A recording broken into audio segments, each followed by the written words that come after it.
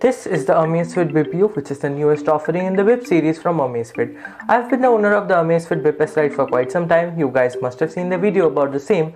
But today we're going to be unboxing the Amazfit Bip and talking about its review after using it for over 2 weeks. So without any further ado, let us get started. This is the box of the Amazfit Bip. When compared to the Amazfit Bip Lite, you can see the shape differences and everything. The Bip S Lite box was wider and it was on a black pattern, but now they've moved on to a more cleaner finish, which I personally prefer. And yeah, I like this box better than this one, but that does not inflict what I mean about the watches themselves. That will be on a later part, and maybe I'll even make a comparison video. But today we're going to talk about the Amazfit Bip. So the Amazfit Bip box is featuring some details towards the sides and the back, but let's just open the box itself, because why not? Opening the box up, give me a second guys. Yes, this is what the box comes in. Wait, I seem to have forgotten the pamphlet inside. Yes, this is the reader guide thing. Like inside you can find some manuals and stuff that you might need. It's totally white, so I don't think you can see it properly. You can see the document logo, but yeah, regardless, I don't think you're going to be able to see a lot. This is the watch itself. There was a protective wrapping, but since I have been using it for some time, there is no wrapping for now. And this is the side box wherein you will find the charger. Putting this aside, I will show you guys the charger first. I had to wrap up the charger because I've used this for quite some time. I can comment about the battery life. But yes, it is a USB-A port based charger, and the pin is a magnetic connector which snaps up very well. This is one of the best things that I like. If you see, yes, it is so tight, like if you try to shake it or anything, it won't move, and you have to apply some force. I'll show you how good the magnets are. That's a very satisfying clamp. But yes, that is all for the unboxing experience of the Amazfit Bip.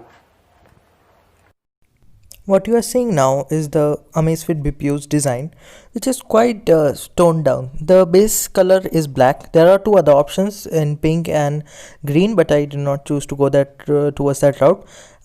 Towards the back, you can see that there are a ton of sensors. Most of them are useful, at least actually all of them are useful, because they contain the heart rate sensor, the SpO2 sensor, and the stress monitoring sensor, which doesn't actually work, but still let's count it like that.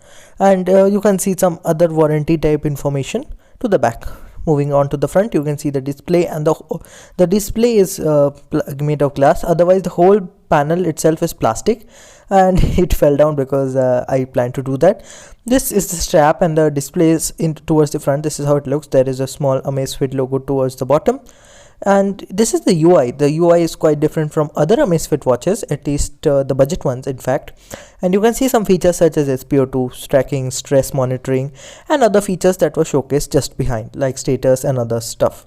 And now you can see the sleep, the workout history modes. All of them are quite useful, and the good thing is you can measure your sleep from the watch itself. Moving on, you can see my status. Then you can see the SpO2 monitoring thing. It did not work because, well, it detected that the watch was not on my hand, and it wants it to be properly placed on my hand. This is a notification panel kind of place where you can control the brightness and stuff and check the battery of the watch, which is quite nifty and is similar to something like Samsung would do. This is the sleep tracking. As I said, you can check your sleep from the watch itself, which is quite useful, and I had 8 hours of sleep that night, so that's good. This is the side panel, as you can see. Let's move on to the app though. The app has been specially tuned for the Amazfit Bip. This is something that you will see for other watches. This outer display, which shows my sleep score, my SpO2 monitoring, which differs radically, which I'll talk about later. But you can see here that there are different moments. Now comes the different part, which is the internal UI. See, the Amazfit Bip branding and the top part is quite different than the regular watches, at least all of them that I have tried, like the Verge Lite, the Bip S Lite, and the other Bip, the base Bip one, the old one. So all of them had a similar kind of UI, but this one seems to be different. Let's move on to the store though, which contains the watch faces. This is the store which contains the watch faces. There are a lot of options, and they are even rated. The top one being a kind of Apple Watch lookalike, which I am currently using as my setup. So yeah, that looks very beautiful, and it seems other people like it too. But yes, this is how the UI looks like. Here you can see one interesting fact is that I have tried to show but I could not.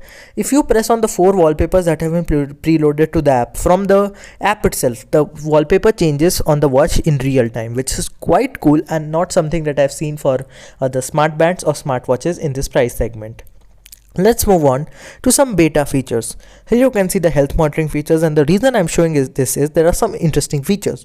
First of all, you can monitor your sleep as usual. You can monitor your stress all day, and there is one interesting feature which checks the sleep breathing quality, as in it will use the breathing quality sensor, and it will also allow you to check how your breathing has been through the sleep.